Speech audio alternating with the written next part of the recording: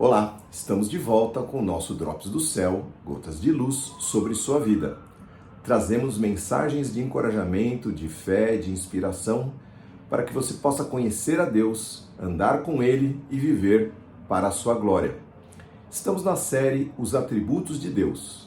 Este é o episódio número 16. Estamos falando da sua fidelidade e hoje vamos falar sobre a palavra viva. A palavra de Deus é, juntamente com a pessoa do Espírito Santo, o maior legado deixado por Cristo para a nossa jornada de fé. Quando ele diz que não nos deixaria sozinhos, que estaria conosco até a consumação dos séculos, ele falava da pessoa do Espírito Santo que nos faria lembrar de tudo o que ele falou, ou seja, da palavra de Deus. Isso está lá em João capítulo 14, verso 26, mas quando o Pai enviar o Consolador, o Encorajador, o Espírito Santo, diz Jesus, como meu representante, ele lhes ensinará todas as coisas e os fará lembrar tudo o que eu lhes disse. Por isso é importante nós conhecermos a palavra de Deus. A palavra é a âncora que nós temos da fidelidade de Deus. Por isso as suas promessas, testemunhos e preceitos permanecem eternamente fiéis. É o que está lá em Mateus 24, 35. Passarão céus e terra, mas minha palavra não passará. O livro do Apocalipse ainda é mais contundente. Ele diz lá que nada deve ser retirado ou acrescido sob pena de maldição. A palavra de Deus, ela é comparada na Bíblia tem várias figuras, uma delas é a chuva, que rega a terra, cumpre o que apraz a Deus. Também ela é comparada com uma semente. Vamos ler lá em Lucas capítulo 8, a parábola do semeador. Um semeador saiu a semear. Ao fazê-lo, algumas sementes caíram à beira do caminho, onde foram pisadas e as aves vieram e as comeram. Outras caíram entre as pedras e começaram a crescer, mas as plantas logo murcharam por falta de umidade e poucas raízes. Outras ainda caíram entre espinhos, que cresceram e sufocaram os brotos. E ainda outras caíram em solo fértil e produziram uma colheita 100 vezes maior que a quantidade semeada. Logo em seguida, os discípulos perguntaram o que significava essa parábola. E o Senhor Jesus explicou a eles. Este é o significado da parábola. As sementes são a palavra de Deus. As que caíram à beira do caminho representam os que ouvem a mensagem, mas o diabo as arranca de seus corações, impedindo de crerem e serem salvos. As sementes no solo rochoso são os que ouvem a mensagem e a recebem com alegria, mas têm raízes pouco profundas. Creem apenas por um tempo e depois desanimam quando enfrentam provações. As que caíram entre os espinhos representam outros que ouvem a mensagem, mas logo são sufocados pelas preocupações, riquezas e prazeres dessa vida, de modo que nunca amadurecem e não dão fruto. Que terrível, né? E as que caíram em solo fértil, ele termina, representam os que, com um coração bom, honesto e receptivo, ouvem a mensagem e a aceitam e, com paciência, produzem uma grande colheita. Em algumas traduções diz a 100 por um, ou seja, 100 vezes por cada semente. E assim é a palavra de Deus. Ela vem como uma chuva e cai, gera aquilo que Deus quer fazer. Vem como uma semente, brota em nossos corações, nos corações receptivos, honestos, que estão ansiando por mudarem suas vidas. E ali elas produzem muito fruto. Para aqueles que estão famintos e vazios, conforme eu disse, a palavra penetra lá no âmago, lá nos pensamentos, no coração, e convence, converte e muda toda a história. Quantas histórias nós conhecemos, inclusive a minha e possivelmente a sua, de pessoas que andavam perdidas, sem rumo, sem propósito e de repente tiveram um encontro glorioso com a palavra de Deus. Aquilo penetrou no coração porque é o Espírito Santo que faz isso e vai lá e muda a nossa história. Abre os nossos olhos, descortina o reino de Deus para que cada um possa compreender. Isso é maravilhoso, está lá em Hebreus capítulo 4. Pois a palavra de Deus é viva e poderosa. Ela é mais cortante do que qualquer espada de 2 gumes, penetrando entre a alma e o espírito, entre as juntas e a medula, trazendo luz até os pensamentos e desejos mais íntimos. Pois nada em toda a criação está escondido de Deus, diz a palavra. Tudo está descoberto e exposto diante de seus olhos, e é a Ele que prestaremos contas. A palavra de Deus, ainda, ela é o nosso guia de vida e a manifestação da fidelidade do Pai. Está lá em 2 Timóteo capítulo 3, verso 16. Toda a Escritura é inspirada por Deus. É útil, ou seja, proveitosa, para nos ensinar o que é verdadeiro, para redarguir, corrigir e para nos fazer perceber o que não está em ordem na nossa vida, diz o texto. Ela nos corrige quando erramos e nos ensina a fazer o que é certo. Deus a usa para preparar e capacitar seu povo para toda boa obra. Quando fala aqui em redarguir, a redarguir é admoestação ou correção, geralmente de modo bondoso. Isso é dicionário. Quando nós lemos sobre a armadura de Deus, finalmente, Deus veste, que é a armadura que Deus veste a cada um de nós ao longo da nossa jornada, a palavra de Deus é a espada do Espírito Santo. Se você lê o texto, ela é a única arma de ataque que nós temos. As outras são de proteção contra o que está fora de nós. Por que ela é a única arma de ataque? Pois somente através da palavra nós temos autoridade sobre as trevas. Está lá em Efésios capítulo 6, verso 14 em diante, que diz assim: Estejam, pois, firmes, tendo revestido os vossos lombos com a verdade, e vestido a couraça da justiça, calçados os pés na preparação do evangelho da paz, tomando sobretudo o escudo da fé, com o qual vocês poderão apagar todos os dardos inflamados do maligno. Tomem também o capacete da salvação e a espada do Espírito, que é a palavra de Deus. E finalmente, queridos, não precisaria nem dizer, mas Hebreus 11, verso 3, diz que pela fé entendemos que todo o universo foi formado pela palavra de Deus. E assim, o que se vê originou-se daquilo que não se vê. Ou seja, a palavra de Deus, ela não é vista, mas ela realiza. Esse é uma coisa maravilhosa, um milagre de Deus. Através da palavra, Deus criou o universo. Ele disse e tudo se fez. Por isso, queridos, por isso, a vinda de Cristo a este mundo foi o maior advento acontecido em prol da humanidade.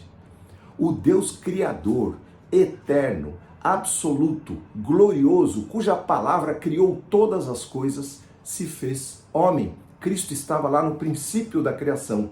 O infinito se fez finito. O eterno se fez efêmero. Jesus, a vida dele aqui na terra durou 33 anos.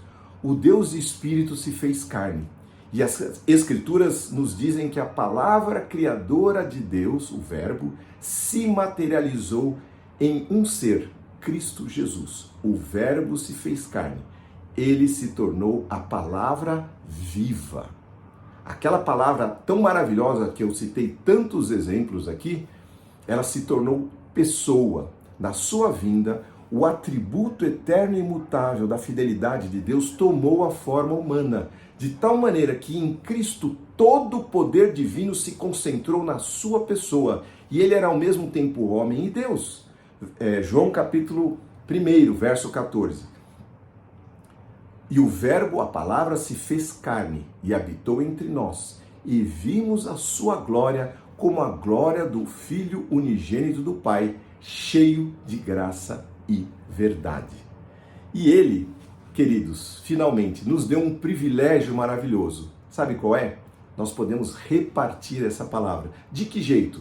Do jeito que ele quiser. Nós estamos à disposição do Senhor, do seu reino, que esta palavra que nos alcançou, ela possa fluir, assim como as sementes, que a gente possa produzir a 100 por 1. E aí, lá em 2 Coríntios capítulo 3, a partir do verso 2, diz que cada um de nós podemos nos tornar, cada um pode se tornar carta viva, podemos ser cartas vivas, promessas ambulantes de Deus que se cumprem.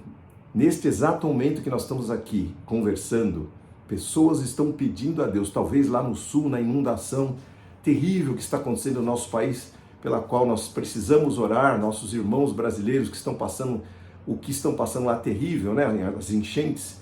Muitos estão perdidos ao seu lado e você, a carta viva de Cristo, a palavra de Deus, aquela criadora, ela transformou sua vida, entrou no seu coração, mudou a sua história e você agora reflete esta palavra para aqueles que estão ao seu redor, de maneira tal que ela penetra lá profundo, vai lá no coração dessas pessoas.